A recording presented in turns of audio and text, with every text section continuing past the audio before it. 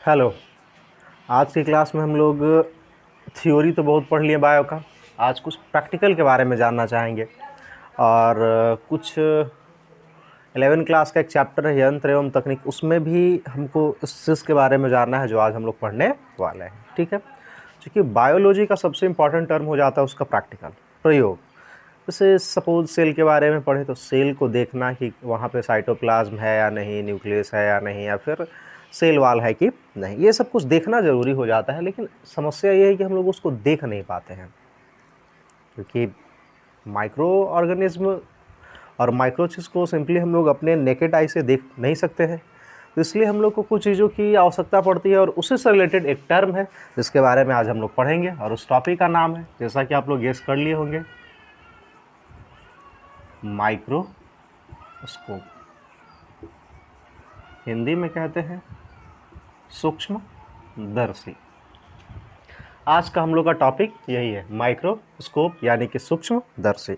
आज इसके बारे में जानेंगे, इस चीज़ को देखेंगे कि एक्चुअल में माइक्रोस्कोप कैसा होता है, और इसके सभी पार्ट्स के बारे में, और जो देखने की प्रोसेस होती है, कैसे हम लोग कोई माइक्रोस्कोप को ऑपरेट कर सकते हैं, उसके बारे में भी आज हम लोग इस क्लास में जानेंगे।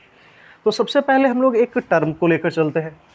माइक्रोस्कोप क्या है, इसको समझने के लिए इसको हम लोग सबसे पहले इसका संधि विच्छेद करते हैं। माइक्रो, MICRO, जिसका हिंदी होता है सूक्ष्म। सूक्ष्म कहने का मतलब कि जिसे हम लोग अपनी आँखों से देख नहीं सकते हैं, उसको देखने के लिए किसी चीज़ की आवश्यकता पड़ती है, उसे हम लोग सूक्ष्म चीज़ कहते हैं। नहीं कहते सूक्ष्म चीज़ है, माइक्रो चीज़ है। और दर्शी, जिसको स्कोप कहा जाता है, इससे परिचित वो होगा जो पबजी और फ्री फायर खेलता होगा। स्कोप, कहीं पे कोई दूर है, कोई दुश्मन है, अब उसको शूट करना है तो नज़दीक होते हैं तो नज़र आता है, अब बहुत दूर है तो शूट करने के लिए जो प्लेयर है वो स्कोप यूज करता है। स्कोप, उसकी सहायता से वो छोटी चीज़ों को देख लेता है और उसको टारगेट कर पाता है। तो स्कोप यानी दर्शी। दर्शी कहने का मतलब देखने वाला, यानी जिसकी सहायता से हम लोग देख पाते हैं। तो सूक्ष्मदर्शी का व्यापक मतलब हुआ, पूरा मतलब हुआ कि छोटी छोटी चीज़ों को देखने वाला जो यंत्र होता है उसी को हम लोग सूक्ष्मदर्शी कहते हैं। सूक्ष्म का मतलब छोटा, बेहद छोटा, बेहद छोटी छोटी चीज़ों को देखने के लिए जिसका उपयोग करते हैं उसी को हम लोग सूक्ष्मदर्शी कहते हैं। क्लियर है। अब सवाल आता है कि सूक्ष्मदर्शी तो ये है, कैसा होता है वो दिखाएंगे अभी तुरंत। तो सूक्ष्मदर्शी का शब्द का मतलब समझे कि ऐसा वस्तु जिसकी सहायता से छोटी चीज़ों को देख सकते हैं, उस वस्तु को हम लोग सूक्ष्मदर्शी कहते हैं। सवाल आता है कि ये सूक्ष्मदर्शी क्या है, कितने प्रकार के होते हैं। सूक्ष्मदर्शी अलग अलग हैं, उनका इतिहास भी अलग अलग है। जब से सूक्ष्मदर्शी का खोज हुआ तब से बायोलॉजी के क्षेत्र में बेहद क्रांति आई है। बहुत सारे छोटे छोटे, एक एग्जाम्पल लेना चाहेंगे हम। एक उदाहरण है कि पिछले 2-3 सालों में कोरोना आया, लेकिन एक्चुअल में कोरोना को कोई नहीं देखा, और बहुत सारे लोग कोरोना से पीड़ित हुए। साथ रहने से, बोलने से, बातचीत करने से कोरोना एक से दूसरे बॉडी में ट्रांसमिट हो गया। क्लियर है।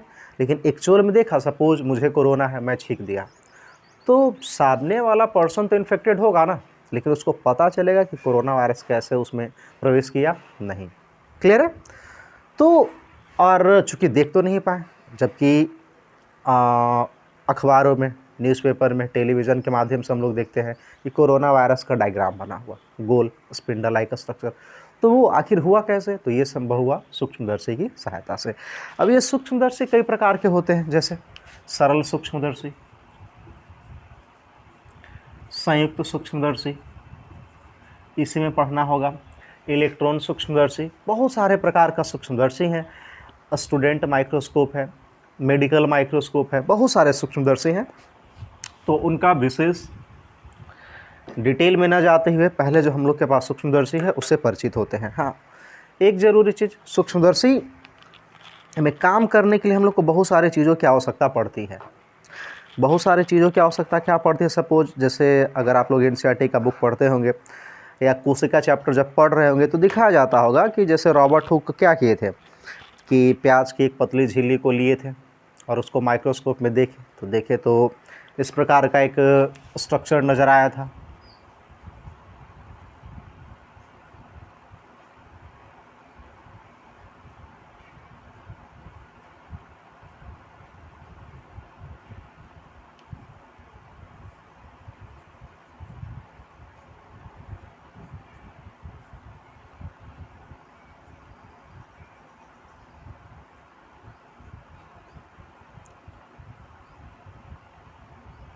समझ में आ रहा है, इस टाइप का ब्लॉक्स नज़र आया था, इसी को उन्होंने कोशिका कहा। तो देखने के लिए हम लोग को सबसे ज़रूरी चीज़ होता है, सपोज उदाहरण के तौर पर अगर हमें अपने कोशिकाओं को देखना है तो कोशिका निकालना होता है, उसके लिए कुछ चीज़ों की आवश्यकता पड़ती है, जिसे हम लोग डिसेक्शन किट कहते हैं। ये डिसेक्शन किट है, इसकी सहायता से अलग अलग कोशिकाओं को हम लोग ऑब्जर्व कर पाते हैं, निकाल पाते हैं। क्लियर है?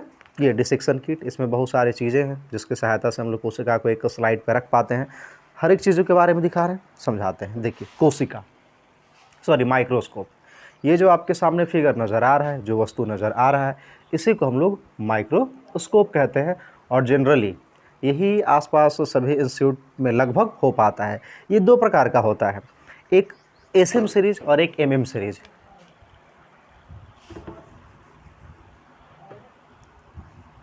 SM series S for student और M for microscope. MM series M for medical और एम फॉर माइक्रोस्कोप। तो यहाँ जो आपके सामने ये जो नज़र आ रहा है, ये एमएम सीरीज का माइक्रोस्कोप है, यानी मेडिकल माइक्रोस्कोप है, यही है माइक्रोस्कोप। अब इसके पार्ट्स के बारे में क्या, तो इस सेक्शन को जो आपको शायद नज़र आ रहा होगा, इस सेक्शन को हम लोग बेस कहते हैं और इसी पे माइक्रोस्कोप टिका होता है, जिसकी सहायता से इसको पकड़ते हैं। ये अभी जो मैं उठाया हुआ हूँ, इसको आर्म कहा जाता है। ये जो लंबी नली नज़र आ रही है, इस लंबी नली को हम लोग ऑब्जर्वेशन ट्यूब कहते हैं। ये जो नज़र आ रहा है, इसको हम लोग नोज़ पीस कहते हैं। नोज़ पीस में जो छोटी छोटी रचनाएं लगी हुई है, देख सकते हैं, इसको हम लोग ऑब्जेक्टिव लेंस कहते हैं। और यहाँ सामने की ओर जो लेंस है, इसको हम लोग आई पीस कहते हैं। यहाँ पे नज़र आ रहा है, दो और चीज़ देख लेते हैं। इसको हम लोग कोर्स एडजस्टमेंट नोब कहते हैं और इसको हम लोग फाइन एडजस्टमेंट नोब कहते हैं। ये हमारा स्टेज होता है, ये रिफ्लेक्टिंग मिरर होता है, और ये यहाँ पे ये आइरिस डायफ्राम है, और सबसे नीचे यहाँ पे जो लेंस की तरह नज़र आ रही है, इसको हम लोग कंडेंसर कहते हैं। एक बार फिर से माइक्रोस्कोप के पार्ट्स के बारे में लिख कर भी समझ लेते हैं। माइक्रोस्कोप के कितने कितने पार्ट्स होते हैं, कौन कौन होते हैं।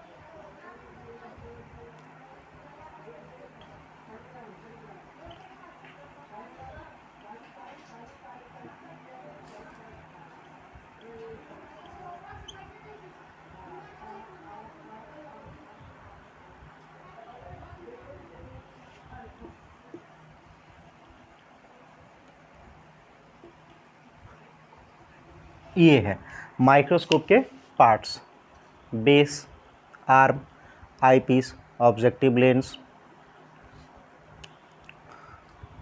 एक और बच गया, nose, coarse adjustment knob, fine adjustment knob, stage, iris diaphragm, condenser, observation tube और नोज। एक एक करके देख लेते हैं फिर से। ये जिस पे माइक्रोस्कोप टिका होता है, उसे हम लोग बेस कहते हैं, जिसकी सहायता से माइक्रोस्कोप को पकड़ते हैं, उसको आर्म कहा जाता है। ऊपर से नीचे तक ये जो लंबी ट्यूब जैसी रचना होती है इसको ऑब्जर्वेशन ट्यूब कहते हैं, और इसी पे सभी चीज़ों को ऑब्जर्व कर पाते हैं। जिस चीज़ पे हम लोग स्पेसिमेन को रखते हैं स्लाइड पर लेकर, उसको हम लोग स्टेज कहते हैं। ये स्टेज है। यहाँ इसको हम लोग रिफ्लेक्टिंग मिरर कहते हैं, जिसकी सहायता से लाइट रिफ्लेक्ट होकर यहाँ सेंटर पे पड़ता है। ये चूँकि ये थोड़ा एडवांस लेवल है, स्टूडेंट माइक्रोस्कोप है, नहीं तो बहुत सारे पार्ट्स इसमें अलग दिए हुए हैं, आप लोग जो देखेंगे उसकी तुलना में काफ़ी अलग होगा, बहुत डिफरेंट होगा। ये आइरिस डायफ्राम है, जिसकी सहायता से लाइट को कंट्रोल किया जाता है। और सबसे नीचे जो नज़र आ रहा है इसको हम लोग कंडेंसर कहते हैं। ये जो है पार्ट्स, इसको कंडेंसर, ये आइरिस डायफ्राम, ये रिफ्लेक्टिंग मिरर, ये पूरा ऑब्जर्वेशन ट्यूब, इसको हम लोग आई पीस कहते हैं, इसकी सहायता से देख पाते हैं। ये हमारा नोज पीस होता है, नोज पीस में ये ऑब्जेक्टिव लेंस है, सिंगल पीस 3 है। क्लियर है। ये स्टेज है। अब चूँकि स्टेज भी अलग अलग, कुछ के सिंपल स्टेज होते हैं तो कुछ के मैकेनिकल स्टेज, या ये मैकेनिकल स्टेज है। कहने का मतलब इसमें स्लाइड को मूव करके देखने के लिए स्लाइड मूव नहीं करना होता है, बस यहाँ पे इसके नोज़ घुमाने वाले पॉइंट्स दिए होते हैं, इसकी सहायता से हम लोग इसको घुमा लेते हैं। ठीक है। ये कोर्स एडजस्टमेंट नोब है, जो कि फोकस करने के लिए लेंस को ऊपर नीचे करता है लेंस को। और ये फाइन एडजस्टमेंट है, जो कि एकदम थोड़ा हल्का फोकस और करने के लिए इसकी सहायता से बहुत कम ऊपर नीचे मूव होता है, और इसकी सहायता से बहुत ज़्यादा। आप देख सकते हैं एक बार इसको फिर से, ये है तो कोर्स एडजस्टमेंट नोब को हम लोग मूव कर रहे हैं तो ये ऊपर नीचे हो रहा है। ठीक है, फोकस करने के लिए। ये फाइन है। क्लियर है। ये आपका माइक्रोस्कोप का पार्ट्स हुआ। इसके अलावा चूँकि दिन में तो हम लोग नेचुरल लाइट यानी सनलाइट की सहायता से देख पाते हैं, अगर रात में देखना हो, रात में भी सपोज़ अगर प्रैक्टिकल वर्क करना हो तो इसके लिए एलईडी दिया हुआ होता है, जिसकी सहायता से हम लोग रात में भी देख सकते हैं। आर्टिफिशियल सोर्स ऑफ लाइट में भी ये एलईडी है, इसमें भी लाइट को हम लोग कम अथवा ज़्यादा कर सकते हैं। क्लियर है। सिंपल है लगाने का तरीका, ये है। इस प्रकार से हम लोग रिफ्लेक्टिंग मिरर को निकाल लेते हैं, और रात में लाइट चाहिए तो इस प्रकार से हम लोग एलईडी को लगा लेते हैं ऐसे। अब ये एलईडी की सहायता से काम करेगा, क्योंकि ये भी दिन है, सोर्स ऑफ लाइट है, नेचुरल लाइट, सनलाइट। ये देखिए इसका लाइट है,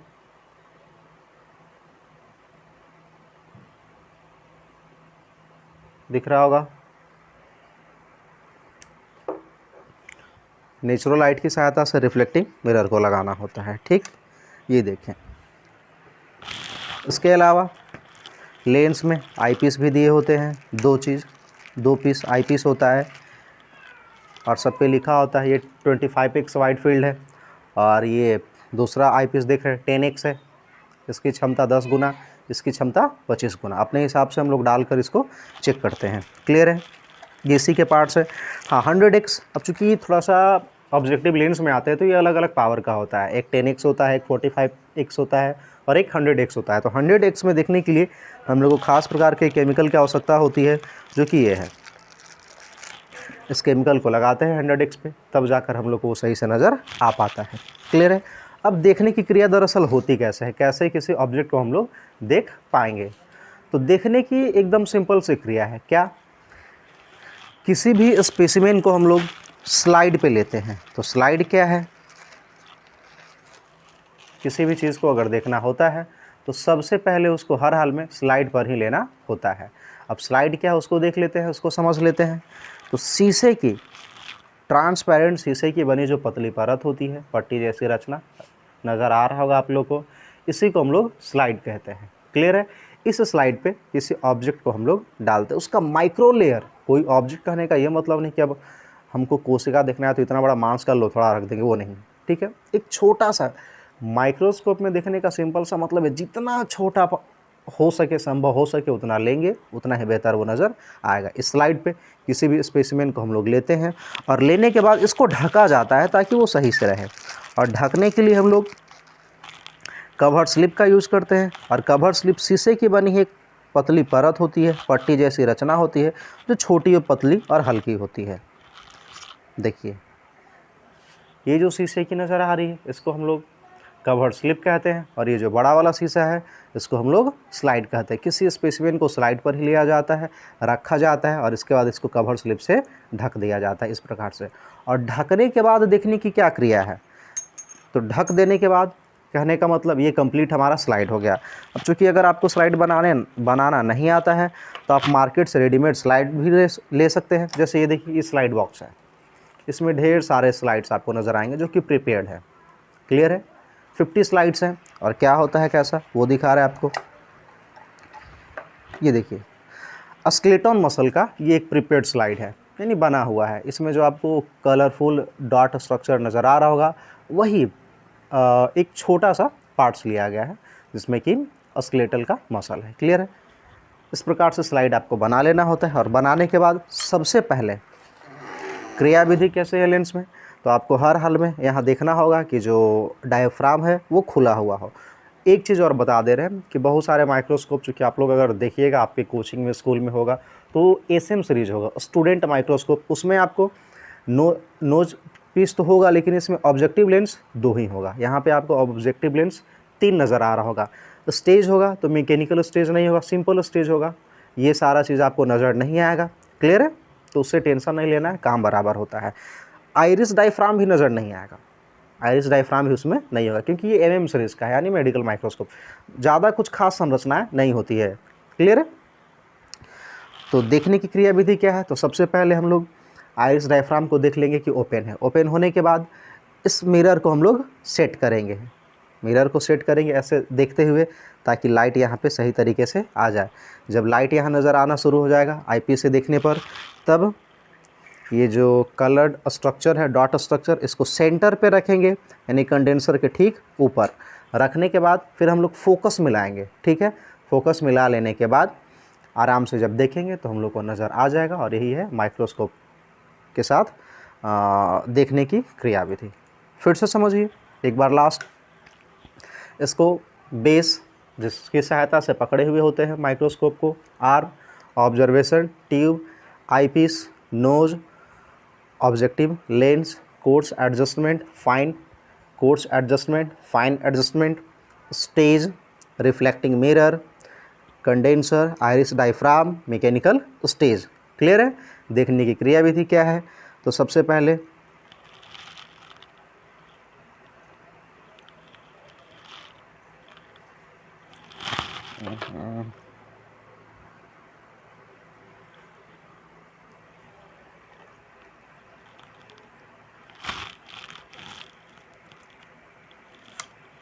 देखने की क्रियाविधि क्या, तो रिफ्लेक्टिंग मिरर से लाइट को फोकस करेंगे ताकि यहाँ पे ऊपर देखते हुए, फिर स्लाइड को रख देना है। स्लाइड को रखने के बाद इसको फोकस करेंगे और जैसे ही फोकस करेंगे हम लोग को ऑब्जेक्ट नज़र आ जाएगा कि वो किस प्रकार से दिखता है।